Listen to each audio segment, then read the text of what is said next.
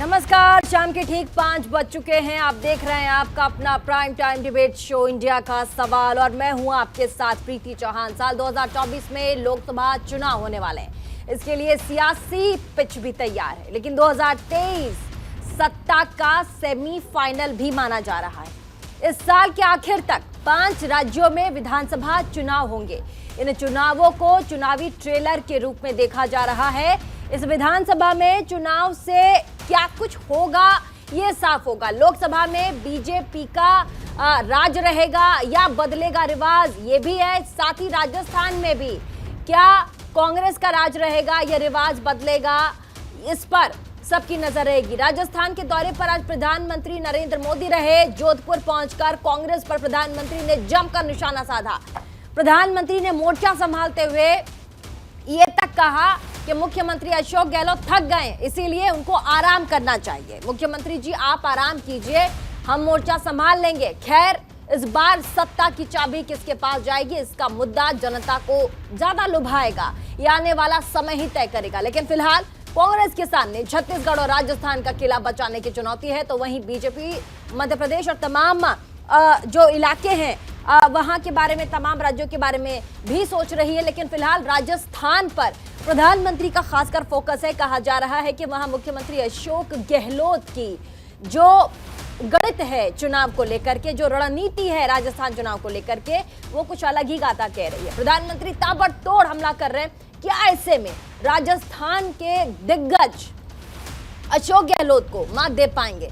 इस बार राजस्थान में किसका डंका बजेगा, ये देखने वाली बात होगी। फिलहाल आपको लिए चलते हैं अरविंद केजरीवाल, जो कि दिल्ली के मुख्यमंत्री हैं, उनके पास क्या कुछ कह रहे हैं वो थोड़ी देर में चलते हैं। लेकिन आपको सुनवाते हैं कि आज प्रधानमंत्री जब पहुंचे जोधपुर, उसके बाद उन्होंने वहां क्या कुछ कहा है, उसके बाद डिबेट में आगे। क्या कांग्रेस की पहली और आखिरी नीति सिर्फ और सिर्फ तुष्टीकरण ही है क्या? रामनवमी, परशुराम जयंती, हनुमान जयंती, कोई भी त्योहार ऐसा नहीं है जिसमें राजस्थान से पत्थरबाजी की खबरें न आती हो।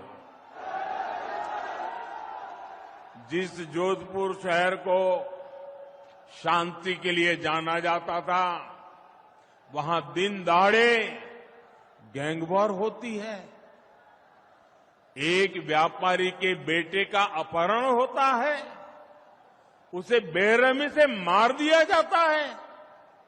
यहां कांग्रेस की विधायक खुद कहती है कि वो सुरक्षित नहीं है।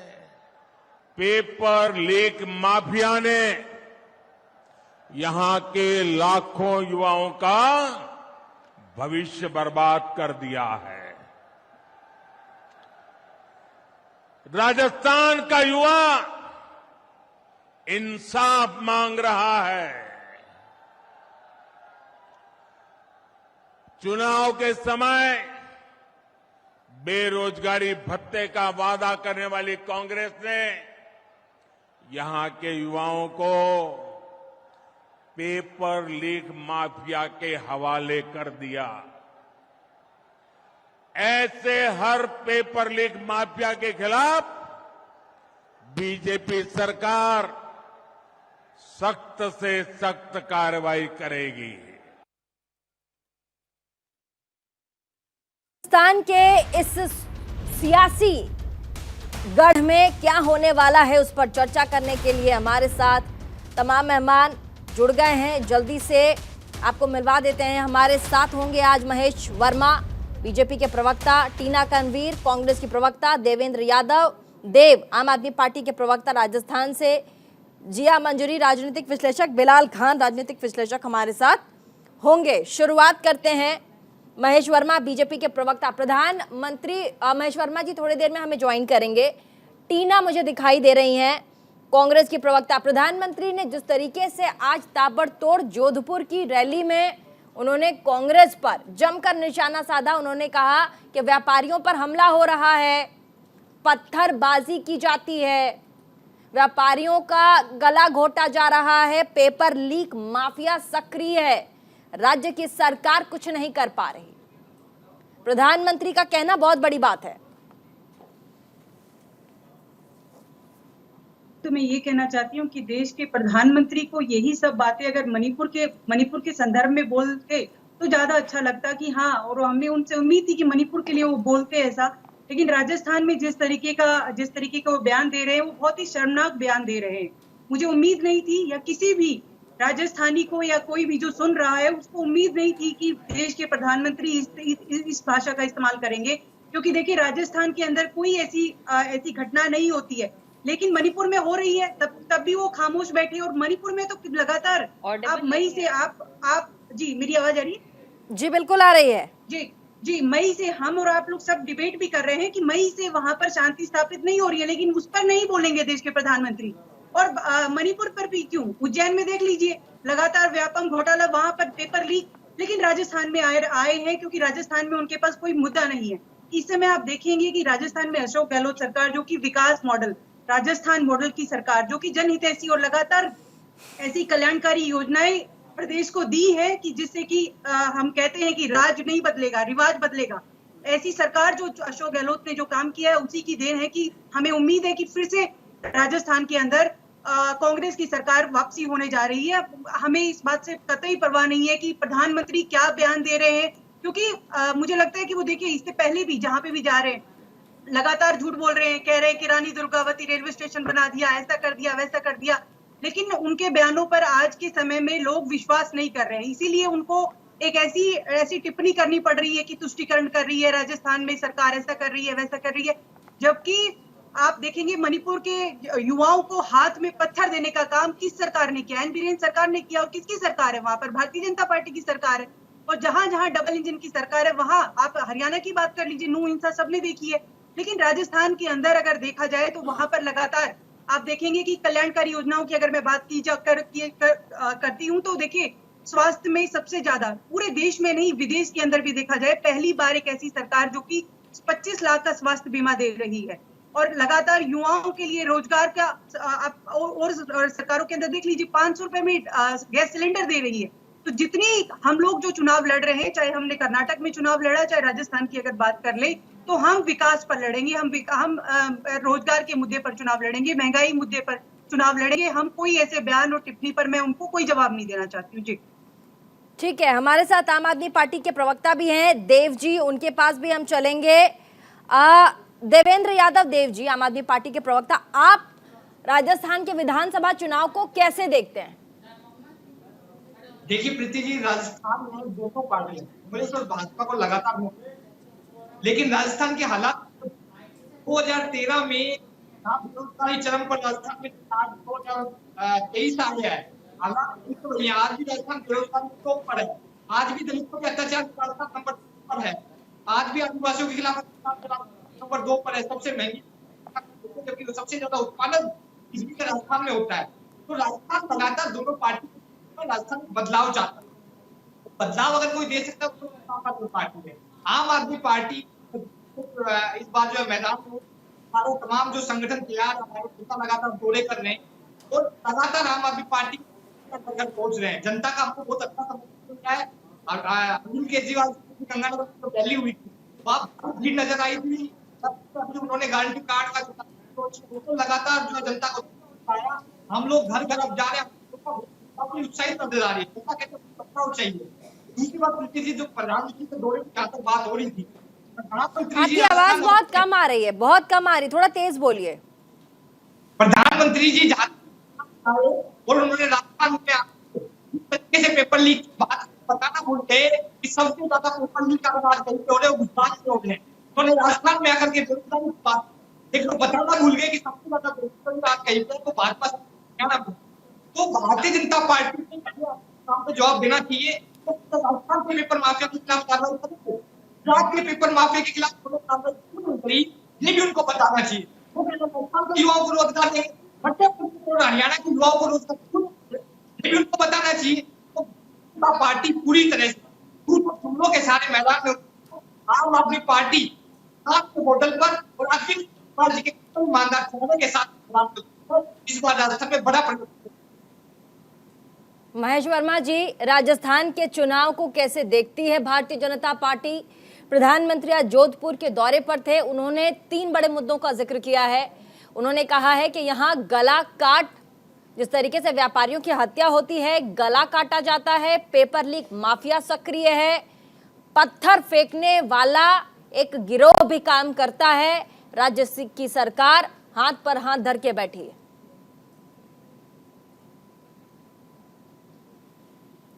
महेश जी, आवाज आप तक आ रही है? बिल्कुल आ रही है, बोलिए। देखिए, राजस्थान एक वीर भूमि है, वीर बांकुरों की भूमि है। यहाँ से हम समझते हैं कि हर साल जो है ना, फौज जो है रण बांकुरों को यहाँ से चुनती है और उनकी कहीं ना कहीं जिस तरह की उनकी वीरता की कहानी है, वो कमोबेश एक तरह से जो है, जो वहाँ एक सरकार मदद करती थी उनके कहीं इस चीज की स्किल को इनहेंस करने में, वो आज की डेट में अगर उस ग्राफ को उठा कर आप देखें, हाँ। तो विगत 57 साल में वहाँ डिक्लाइन होके जो कभी एक तरह से जो भर्ती होती थी राजस्थान से, पंजाब से जो लोग जाते थे, वो कभी कई बार जो है राजस्थान ऊपर होता था, पंजाब ऊपर होता था। आज वो स्थिति परिस्थिति ये हो गई है और हमारा बॉर्डर एरिया है पाकिस्तान से पूरा, तो उसको ध्यान में रखते हुए कहीं ना कहीं लगता था कि राजस्थान हमारे लिए बहुत महत्वपूर्ण स्टेट है और इसका जितना भी डेवलपमेंट किया जाए उस दृष्टि से कि ये एक बॉर्डर एरिया है और यहाँ थोड़ा सा अगर साधन संपन्न लोग होंगे तो कहीं ना कहीं इसका फायदा देश को होगा, देश की सीमा सुरक्षित रहेगी। लेकिन लगातार जिस तरह से एक तरह से तस्करी, एक तरह से ड्रग्स का जो एक शुरुआत हुआ है, राजस्थान एक बहुत बड़ा केंद्र बनता जा रहा है, जो कि हमारे लिए चिंता का विषय है। आज की डेट में ड्रग्स की जो सबसे ज्यादा अगर किसी बॉर्डर से तस्करी हो रही है, जहाँ पे एक तरह से राज रहेगा, रिवाज बदलेगा, रिवाज बदलेगा या राज रहेगा, इसको लेकर के भी कई सारी चीजें हैं। इस पर क्या कहेंगे आप? क्या बदलेगा? राज रहेगा या रिवाज बदलेगा? रिवाज रहेगा या राज बदलेगा? क्योंकि रिवाज है ना, हर 5 साल में जो सत्ता है वो बदल जाती है राजस्थान में। तो राज रहेगा कांग्रेस का या फिर रिवाज जो है, जो रिवाज है वो रहेगा या राज बदल जाएगा? देखिए, ये राज और रिवाज के ऊपर जो है राजस्थान को मतलब चलाना, मुझे लगता है कि एक बहुत बड़ी मतलब एक तरह से त्रासदी है। ये मजाक है राजस्थान के साथ। अगर कांग्रेस को लेकर लोग आते हैं, एक बार कांग्रेस की सरकार आती है और राजस्थान जो है 15 साल 20 साल पीछे चला जाता है। ये सबसे बड़ी त्रासदी है। तो हम ये कह रहे हैं कि कोशिश ऐसी हो कि भारतीय जनता पार्टी की सरकार बने और हमारे कामों में इतना दम हो कि ये अगले 20 साल 25 साल 50 साल तक राजस्थान में कांग्रेस मुंह ना उठाए। कांग्रेस वैसी दीमक है जो पूरे स्वरूप को, पूरे संस्था को, पूरे राजस्थान को वो चाट जाती है। मैंने आपसे क्या कहा कि आज के डेट में सबसे बड़ी जो चुनौती है राजस्थान के लिए वो ये है कि ड्रग्स माफिया, खनन माफिया, पेपर शिक्षा माफिया, कोऑपरेटिव माफिया, सारे माफिया, आज के ट्रांसपोर्ट माफिया, ये हालत नहीं होती। ठीक है, सबसे कम रेवेन्यू ठीक है, ठीक है। जिया मंजरी, राजस्थान के चुनाव को कैसे देखती हैं? कैसे देखती हैं आप? महेश जी कुछ कहना चाह रहे हैं, महेश जी बोलिए पहले। देखिए, मेरा ये कहना है कि आज जो सबसे बड़ी चुनौती जो है राजस्थान की है, उसको रेखांकित करके अगर जो पार्टी बात करेगी वही वहां पे राज करेगी, ये तय है। ये रीति रिवाज, राज रिवाज, ये सारी चीजें धरी की धरी रह जाएंगी। अगर आपका काम करने का ध्येय है राजस्थान के उस एरिया में जो वंचित है, जो आज भी वहां पे बहुत सारी संपदा है लेकिन उसको लेकर काम करने की आपकी नीयत नहीं है, और यही कारण है कि आज देखिए वहां पे इंदिरा गांधी नहर के बाद कौन सा वो वहां कोई नहर आया क्या? वहां कोई सिंचाई का इंतजाम हुआ क्या? देश में आज भी राजस्थान ही एक ऐसा स्टेट है जहां आज भी जो है लैंड रिफॉर्मेशन एक्ट जो है लागू नहीं है। ये आपकी सबसे बड़ी त्रासदी है। आज भी वहां पे जो है जितनी जमीनें हैं वो सब राज की मानी जाती है, शासन की मानी जाती है, किसी की अपनी मिल्कियत नहीं है। वहां जो डेवलपमेंट जिस तरह से होना चाहिए उसका इंफ्रास्ट्रक्चर तैयार होता है, 15 साल करप्शन में, 5 साल करप्शन में डाल के 20 साल 25 साल राजस्थान को पीछे कर दिया जाता है। तो ये एक बहुत बड़ी त्रासदी है, इससे हम कैसे निपटे, ये भी इस चुनाव का, इसमें तो 2/3 मेजोरिटी से मैं समझता हूं कि भारतीय जनता पार्टी का सत्ता में वापसी तय है। लेकिन उससे बड़ी बात है कि शर्मनाक हार हो कांग्रेस की, और इंडिया के नाम पर जो एक लूट मैं खसोट इसका का जवाब एक देना जो चाहती गैंग हूँ। बना है, ठीक है, उसको कहीं ना कहीं टीना करणवीर धराशायी जल्दी करने से, का उसके बाद नहीं पहला पहले रुक पड़ाव जाइए, राजस्थान समय कम है। जिया मंजरी पहले अपनी बात रख लें। जिया मंजरी जी धन्यवाद प्रीति, डिबेट में आमंत्रित करने के लिए। लाल डायरी के मामले पर क्या कहेंगी? लाल डायरी को लेकर के तमाम बड़े जो चेहरे हैं राजस्थान के कई बार सवाल खड़े कर चुके हैं, प्रधानमंत्री ने भी जिक्र कर दिया राजस्थान में लाल डायरी का। जी देखिए, ऐसा है कि बहुत लंबा कार्यकाल रहा है कांग्रेस का पूरे राष्ट्र में, मैं बात करूंगी, और उसमें बहुत सारी धांधलियां हुई हैं, बहुत सारे काम हुए हैं। और अभी भी जो रिसेंट प्रॉब्लम जो उन्होंने की है, जो गलती की है, मैं बताती हूँ आपको। चंबल कॉरिडोर के अंदर उन्होंने कोई भी एनवायरमेंटल जो क्लियरेंसेस होती हैं उसका किसी का भी पालन नहीं किया है। आप लोग इसको चेक करिएगा।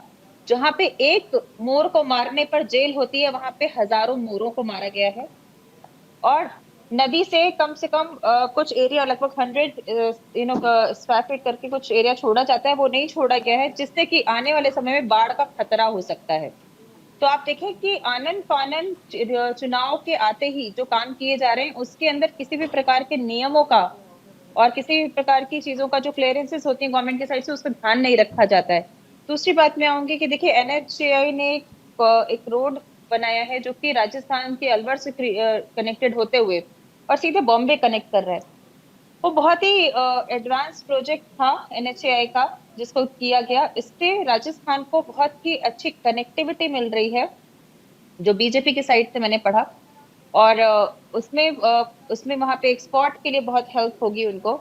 दूसरा, अन्य राज्यों से कनेक्टिविटी के लिए वो मध्य प्रदेश से कनेक्ट होते हुए बॉम्बे की तरफ जा रही है, तो वहां से वहां उद्योगपतियों को बहुत फायदा होने वाला है। तीसरी बात कि अभी एक और घोषणा की गई है, जिसके अंदर ये बोल रहे हैं कि अभी हम गैस पाइपलाइंस बिछाएंगे। तो gas pipelines in comparative to gas cylinder is very cheapest, ठीक है, इन कंपैरेटिव टू दैट। तो ये अच्छी योजना है जो हमने बताई है, तो मुझे लगता है इसका असर होगा। बिलाल खान, राजस्थान में जो चुनावी समीकरण चल रहा है उस पर पत्थर फेंकने वाले लोगों का जिक्र होने लगा है अब, कि ये लोग सक्रिय हैं, इस पर राज्य की सरकार कार्यवाही नहीं करती है, हमले होते हैं। कन्हैया लाल का मामला पूरे देश में सबको पता है, सरतन से जुदा का मामला आपको पता है, साथ ही अब व्यापारियों की हत्या का भी मामला है, पेपर लीक का भी मामला है। राज्य की सरकार, चुनाव है, देख रही है, सारी चीजें हो रही, लेकिन चुपचाप हाथ पर हाथ धरे बैठी, क्या कहेंगे? देखिए प्रीति जी, मैं ये कहूँगा कि इस बार जो है रिवाज बदलेगा। जो काम गहलोत सरकार ने राजस्थान के अंदर किए हैं वो हमेशा याद आने वाले हैं। और कुछ लोगों को भ्रमित करने का काम जो भारतीय जनता पार्टी लगातार, देश के प्रधानमंत्री राजस्थान जा रहे हैं, झूठ पे झूठ बोलने का काम कर रहे हैं और कह रहे हैं, तारीफ कर रहे हैं गहलोत सरकार के काम की, कि जो नीतियां, जो वहाँ पॉलिसीज चलाई गई थी, उसके हम काम को आगे बढ़ाने का काम करेंगे। प्रधानमंत्री ने अपनी स्पीच में कहने का काम किया। इससे आप अंदाजा लगा लीजिए देश के प्रधानमंत्री क्या कहना चाह रहे हैं। वो ये कहना चाह रहे हैं, ठीक है, कि जो योजनाएं, घर जल योजना। छोटे से ब्रेक के लिए रुकना पड़ेगा हमें, कहीं मत जाएगा, फौरन हाजिर होते हैं। छोटे से ब्रेक के लिए रुकना पड़ेगा, फौरन हाजिर होते हैं। ब्रेक के बाद आपका बहुत बहुत स्वागत है इंडिया के सवाल में। राजस्थान के चुनावी बिसात की हम बात कर रहे हैं और हमारे साथ केंद्रीय मंत्री गजेंद्र सिंह शेखावत, जो कि जोधपुर से आते हैं, वो हमारे साथ लाइव जुड़ने वाले हैं, उनसे भी हम बातचीत करेंगे। वापस चलते हैं डिबेट में और सीधे हम गजेंद्र सिंह शेखावत, जो कि केंद्रीय मंत्री हैं, उनसे बातचीत करेंगे। सबसे पहले स्वागत आपका न्यूज इंडिया 24/7 पे सर। और आने वाले चुनाव में जो चुनावी बिसात जिस तरीके से बिछी है वो हम सब देख ही पा रहे हैं। आज प्रधानमंत्री का दौरा जोधपुर में था, इसको लेकर के क्या कहेंगे आप? और जिस तरह का उत्साह और जिस तरह का समर्थन माननीय प्रधानमंत्री जी को आज जोधपुर की जनता ने दिया जी, लाखों लोगों की उपस्थिति में जिस जोश खरोश के साथ में माननीय प्रधानमंत्री जी का स्वागत किया गया, और जिस उत्साह के साथ में माननीय प्रधानमंत्री जी की हर एक बात का लोगों ने समर्थन दिया, निश्चित रूप से इस बात का द्योतक था कि राजस्थान की जनता परिवर्तन का मानस बना चुकी है। प्रधानमंत्री जी के आह्वान पर कि हमें भारतीय जनता पार्टी की सरकार बनानी है, लोगों के जिस जोश के साथ में हाथ उठे थे, वो इस बात को दिखाते हैं कि राजस्थान में अब की बार एक नया इतिहास बनने वाला है। सर, पत्थरबाज प्रधानमंत्री ने नाम लिया कि यहाँ पर जो पत्थर मारने वाले लोग हैं वो बहुत ज़्यादा है। व्यापारियों का दिन दहाड़े उनका कत्ल हो रहा है। साथ ही पेपर माफिया, जो पेपर लीक करते हैं, उन माफियाओं का भी उन्होंने जिक्र किया। इस पूरे तमाम हम चीज़ों को अगर हम देखें तो इन्होंने पूरे राज्य को कितना इफेक्ट किया है सर? लेकिन निश्चित रूप से पिछले 4.5 साल सरकार की मुखिया की प्राथमिकता कुर्सी बचाना होने के चलते हुए राजस्थान में लॉ एंड ऑर्डर सिचुएशन बुरी तरह से कॉम्प्रोमाइज हुई है। और राजस्थान में एक तरफ माफिया राज सक्रिय हुआ, दूसरी तरफ अराजकता बढ़ी, पुलिस का इकबाल कमजोर हुआ, और इन सब के साथ साथ में राजस्थान में महिलाओं पर अत्याचार बढ़ा, पेपर लीक के केसेस हुए, और इन सब के साथ साथ में राजस्थान में गैंग वॉर्स बढ़ी। इन सब के चलते हुए सरकार क्योंकि हिली हुई थी, तो सरकार ने अपने वोट बैंक को सुनिश्चित करने के लिए जिस तरह से तुष्टीकरण किया, पीएफआई के सरकारी संरक्षण में जुलूस निकाले गए और हिंदू त्योहारों पर, पर्वों पर रोक लगाई गई। जनता में इन सब विषयों को लेकर के भारी नाराजगी है। सरकार की उदासीनता के चलते हुए जहां एक अपराध में 1 नंबर हुआ, महिलाओं के प्रति अपराध में 1 नंबर हुआ जी, गैंग वॉर्स में जो है राजस्थान ऊपर आया, और इसके साथ साथ में गैंग रेप में भी राजस्थान जो है पहली पायदान पर पहुंचा। ये परिस्थिति दुर्भाग्यपूर्ण जो राजस्थान की बनी है, उसको लेकर के राजस्थान में आम जनमानस के मन में आक्रोश भी है, गुस्सा भी है, क्रोध भी है, और इसी के चलते वो बदलाव के लिए तैयार है। केंद्रीय मंत्री गजेंद्र सिंह शेखावत पूरे राजस्थान के चुनाव को कैसे देखते हैं? देखिए, मुझे पिछले लगभग 1 महीने से कुछ ज्यादा समय में राजस्थान के लगभग सभी जिलों का प्रवास करने का सौभाग्यपूर्ण अवसर मिला है, और मैं जिम्मेदारी के साथ में कह सकता हूँ कि पूरे राजस्थान में एक ही तरह की स्थिति है। पूरे राजस्थान के लोग, हर एक संवर्ग के लोग, चाहे किसान हो, चाहे युवा हो, चाहे महिलाएं हैं, चाहे व्यापारी व्यवसायी हैं, चाहे मजदूर हैं और सरकारी कर्मचारी, सभी लोग इस वर्तमान अशोक गहलोत सरकार से आज ही जा चुके हैं। और जिस तरह के हालात और परिस्थितियां सामने दिखाई देती हैं, कांग्रेस पार्टी के खुद के चुने हुए विधायक सदन से लेकर के सड़क पर सरकार को घेरते हुए दिखाई देते हैं। इनकी ही पार्टी के मंत्री सदन पर अपने साथी मंत्रियों पर भ्रष्टाचार के आरोप लगाते हुए दिखाई देते हैं।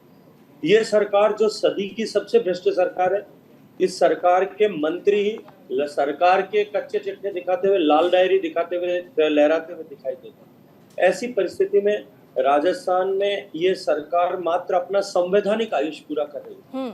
जो संविधान की व्यवस्था के अनुरूप इनको 5 साल के लिए मैंडेट मिला था, वो 5 साल का मैंडेट की अवधि जरूर पूरा कर रही है, बाकी सरकार नाम की चीज अब राजस्थान में शेष नहीं रही है।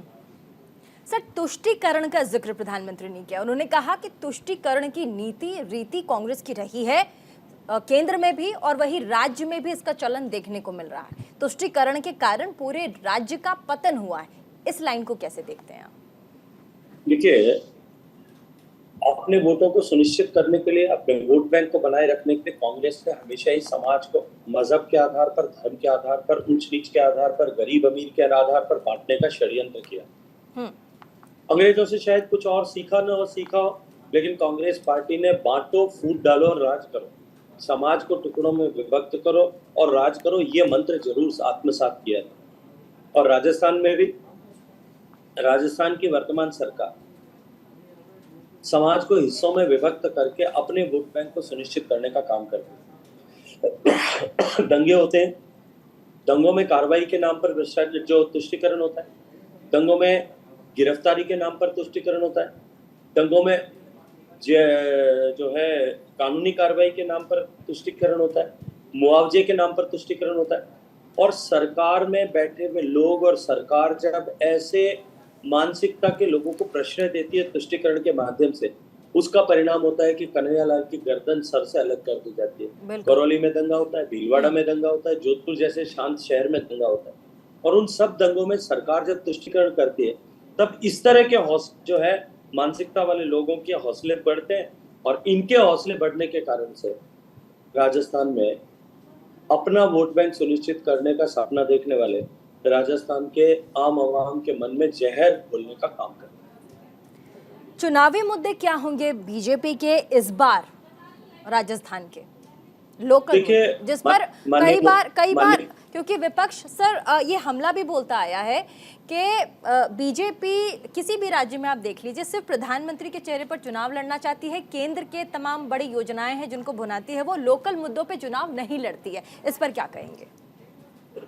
देखिए, माननीय प्रधानमंत्री नरेंद्र मोदी जी यदि गरीब के घर में, गरीब जिसके घर में कच्चा घर है, कच्ची छत है, बरसात में टपकती है, उस माँ का पक्का घर बनवाते हैं, वो मुद्दा स्थानीय है या वो मुद्दा वैश्विक जो है वो देश का मुद्दा है। किसी गरीब माँ जिसके घर में शौचालय नहीं है और शौचालय न होने के चलते हुए उसको रोज अपने गरिमा के साथ समझौता करना पड़ता है, किसी बहन को, किसी बेटी को, उसके घर में यदि प्रधानमंत्री शौचालय बनाता है, वो मुद्दा प्रदेश का है, लोकल है या देश का है। किसी के घर, गरीब के घर बिजली नहीं है, उसके घर बिजली माननीय प्रधानमंत्री की योजना के माध्यम से पहुंचती है, वो जो है मुद्दा वो गरीब का है, वो स्थानीय है या वैश्विक या राष्ट्रीय मुद्दा है। गरीब माँ को धुएं से मुक्ति दिलाने के लिए गैस का चूल्हा भारत का प्रधानमंत्री देता है, वो मुद्दा स्थानीय है या वैश्विक है। अपनी विफलताओं से भागते हुए कांग्रेस पार्टी जो 70 साल तक वो नहीं कर पाई, वो जब देश का प्रधानमंत्री नरेंद्र मोदी करते हैं, तब उन मुद्दों को जो है राष्ट्रीय मुद्दे होने का तमगा लगा करके कांग्रेस अपनी विफलताओं को छुपाना चाहती है। एक तरफ भारत सरकार के द्वारा किया गया काम, गांव, गरीब, किसान, पीड़ित, शोषित, वंचित की जीवन में परिवर्तन लाने के लिए किए गए प्रयास, और दूसरी तरफ इस राजस्थान की वर्तमान सरकार का किया गया भ्रष्टाचार, किया गया किसानों के साथ धोखा, किया गया युवाओं के साथ धोखा, किया गया राजस्थान के साथ धोखा, राजस्थान की माताओं बहनों के साथ में धोखा। ये दोनों तरह के मुद्दे जब होंगे और जनता जब आकलन करती है तो उसे कहीं भी बराबरी नहीं दिखाई देती। तभी कहता हूं कि प्रचंड बहुमत के साथ राजस्थान में भारतीय जनता पार्टी की सरकार बनने वाली है। सर, लाल डायरी को भी लेकर काफी कौतूहल है। एक तरफ लाल डायरी है जिसके प्रोटेस्ट में आप भी शामिल थे, कई बार उसका जिक्र भी होता है, आज भी जिक्र हो रहा था। इस पूरे लाल डायरी के प्रकरण को लेकर के केंद्र में भी कई बार प्रेस कॉन्फ्रेंसेस किए गए। आप कैसे देखते हैं लाल डायरी को, और इसमें जो बंद है इस लाल डायरी में, इसके बारे में अगर कुछ कहना चाहें, बताना चाहें जनता को? देखिए, पहले भी लाल डायरी की चर्चा कई बार हुई। 2020 से लेकर के लाल डायरी ने सुर्खियां, कई बार लाल सुर्खियां बटोरी हैं, और जब कभी भी लाल डायरी का जिक्र हुआ तब माननीय मुख्यमंत्री जी के तो गाल और कान लाल हुए, लेकिन कांग्रेस पार्टी की सरकार जो है वो निशब्द होती हुई दिखाई दी। और उन्हीं की पार्टी के एक मंत्री ने जब लाल डायरी की हकीकत को बताने के लिए विधानसभा के पटल पर वो डायरी की प्रतिकृति लेकर के पहुंचे थे, उस समय सरकार के मंत्री और सरकार वाली पार्टी के विधायक जिस तरह से उस मंत्री को नीचे गिराकर फुटबॉल की तरह लातों से पीट रहे थे, डायरी खींचने की कोशिश कर रहे थे और डायरी मिल जाने पर सफलता का जश्न मना रहे थे, तब संदेह पुख्ता हो जाता है कि डायरी में कुछ न कुछ तो खास होगा। और जब उन मंत्री जी को पार्टी से निष्कासित किया गया, सरकार से निष्कासित किया गया, और उन्होंने सिर्फ 2 पन्ने पढ़ करके सुनाए, तो पूरी सरकार सत्ते में दिखाई दी, पूरी सरकार जो है सहमी और डरी हुई दिखाई दी।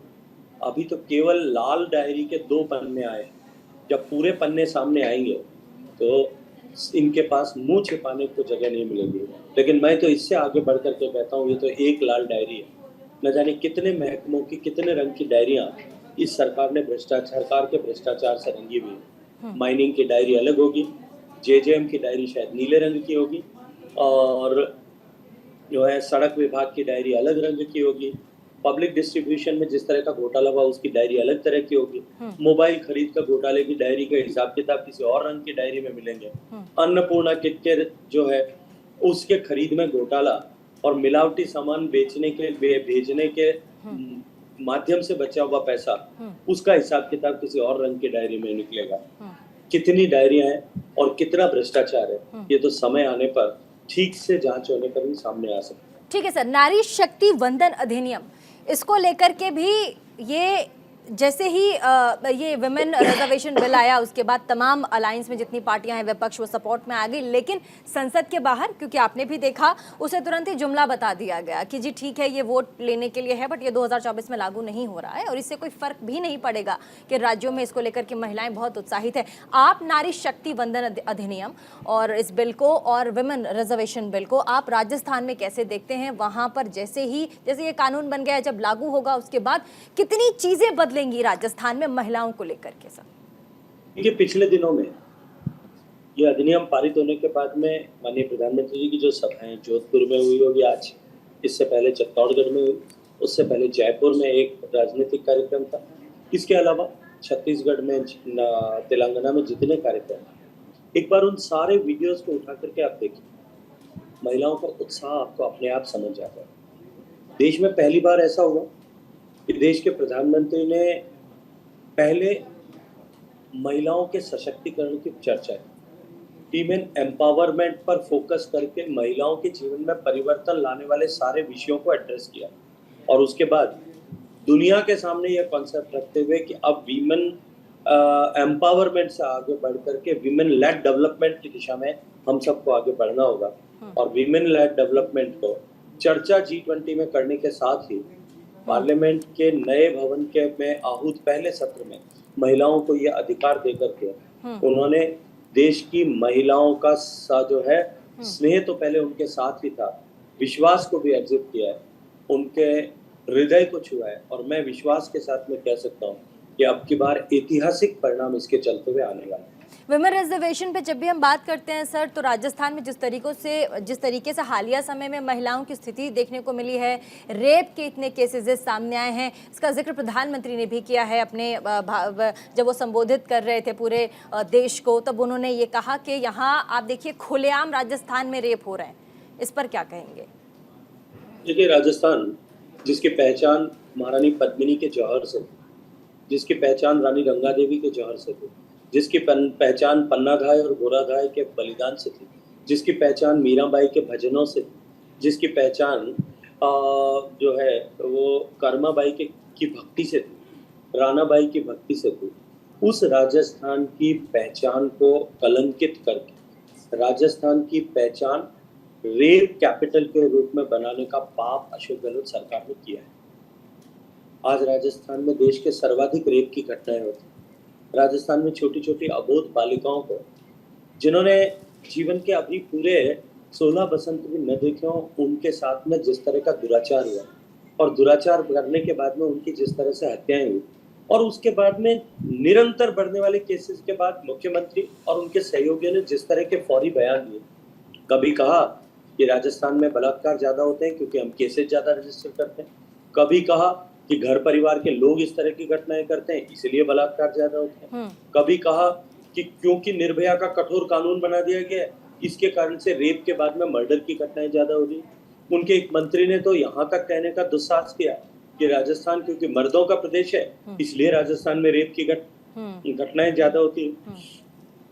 कुल मिलाकर के जिस तरह से फौरी तौर पर राजस्थान की सरकार में बैठे हुए लोगों ने बयान दिए, उसके कारण से लोगों के हौसले बढ़े, और आज राजस्थान पूर्ण रूप से जो नारी सम्मान के लिए पहचान रखता था उसको कलंकित करने का पाप इस सरकार ने किया। ठीक है सर, मैं ज़्यादा समय आपका नहीं लूँगी, लेकिन ऐसे में एक तो है कि रिवाज हर साल हर 5 साल में राजस्थान का बदलता है, दूसरा है राज, तो इस पर भी काफ़ी सारी अब सोशल मीडिया पे भी काफ़ी सारी चीज़ें अब सामने आ रही हैं। कोई कह रहा है कि नहीं रिवाज इस साल तो नहीं बदले, इस बार नहीं बदलेगा, राज जो है वही कायम रहेगा, इस पर क्या कहेंगे सर? देखिए, जैसा मैंने कहा कि ये सरकार मात्र संवैधानिक आयुष पूरा कर रही, 5 साल तक आपसी विग्रह पर जूझने के कारण से राजस्थान के 7.5 करोड़ लोगों ने जो दुख तकलीफ सही है, राजस्थान की जनता एक दिन भी इस सरकार को स्वीकार करने के लिए तैयार है।